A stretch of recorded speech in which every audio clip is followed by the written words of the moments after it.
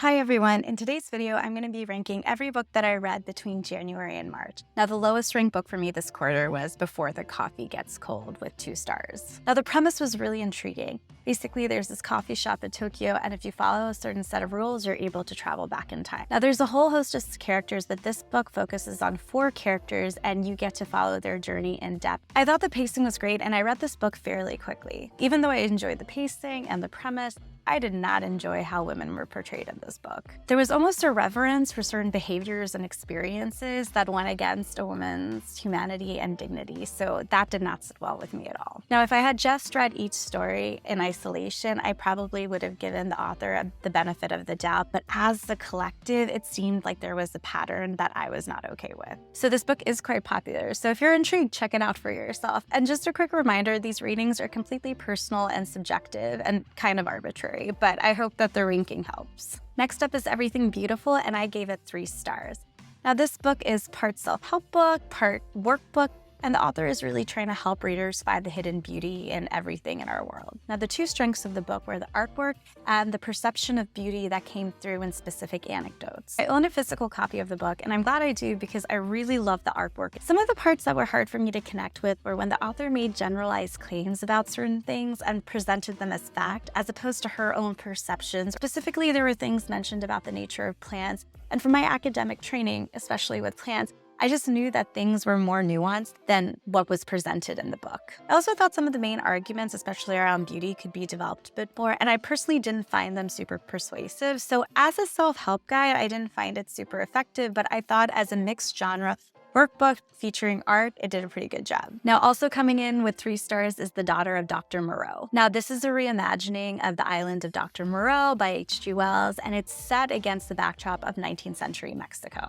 Personally, I love reimaginings and retellings. Now, this book was slow for me to get into, and I really appreciated also being able to listen to this as an audiobook in addition to reading this on my Kindle. I think the audiobook was really nicely done. I might have appreciated this book more if I knew more about the H.G. Wells story, but nonetheless, it did inspire a lot of thinking about humanity, what it means to be human, and how we treat one another. Next in with 3.5 stars is The Very Secret Society of Irregular Witches. So basically, there's this isolated witch in Britain who goes to help this family, and her life's forever changed. This is a super cozy and cute read, and I honestly didn't know it was a romance, which is not my favorite genre, but I still enjoyed reading it. Now, my favorite parts of the novel were definitely the children and how witchcraft was described, and especially how diversity was represented. I really appreciated that there were so many lived experiences, identities, and backgrounds represented, and it didn't feel like diversity for diversity's sake. Now, I wish the book went a little deeper into certain characters' backgrounds and motivation. Still, I think this is a solid, cozy vacation read, airplane read, or just curl up at home and read a book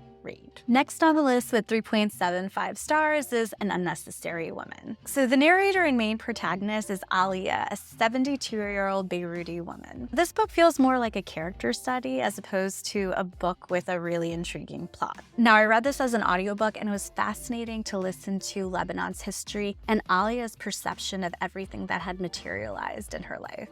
Alia is a complex woman. She's a bit of a misanthrope, a book lover, and she definitely has controversial views. Some of her perspectives about other people and nations were a bit jarring, and I'm still not completely sure how to process them. For me, this was a great listen when I was running errands or if I had little pockets of time. It was really easy to stop and then pick it up again. Next, we are jumping all the way to 4.75 stars with The Whole Brain Child. Now, this book was intriguing to me as a parent because there are these 12 strategies to help you nurture and develop your child, and they're all rooted in neuroscience. I really appreciated that the narrative voices were filled with empathy and there wasn't a lot of shoulding happening. As an academically trained archaeologist, I really appreciated how they presented the state of the scientific research, whether it was at the beginning or whether it was fully developed, and where they were interpolating and interpreting and making maybe minor or major jumps in their perceptions. Now, with each of the strategies they presented, they also provided real-life examples on how to apply these strategies, and I found the examples quite accessible. Now, you might not resonate with every example, and that's perfectly fine.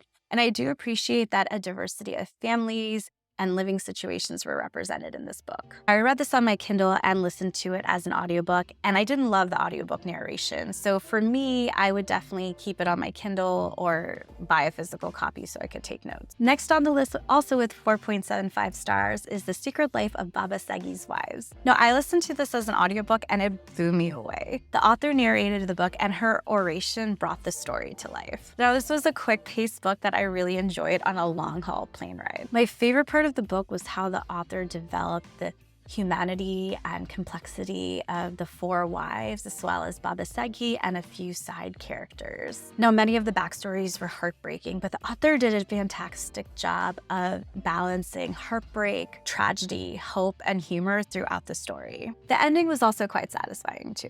Now we're on to our 5-star books, and the first one is Sea of Tranquility. This book is a mix of genres and features various themes including sci-fi, art, time travel, love, plagues, and I don't want to give away too much because I think it's best enjoyed if you don't know too much about the book when you start reading it. Now, this is not a long book, but the author is able to develop characters so well and in such a short amount of time. I listened to this and read this while traveling, and Olive's story in particular resonated as a fellow mom who is working and traveling. I think about this book frequently, and I recommend it to others whenever I get a chance. My other 5-star book of the quarter is Braiding Sweetgrass. This is one of the best books I've ever read, period. It's also one of the best science writing books I've read and one of the best mixed genre books that I've read. Robin Wall Kimmerer's writing is beautiful, precise, and thoughtful, and I just ordered a physical copy of this book, but I really enjoyed listening to it as an audiobook because she narrated it. I learned so much about plants, ecology, indigenous history, and just her lived experience as a mother, scholar, and indigenous woman. My mom also loved the book too. So those are all the books that I read between January and March and my rankings. So let me know in the comments if there is a book I should check out or one you're going to check out based on this video. That's all for today, and I'll see you in the next video.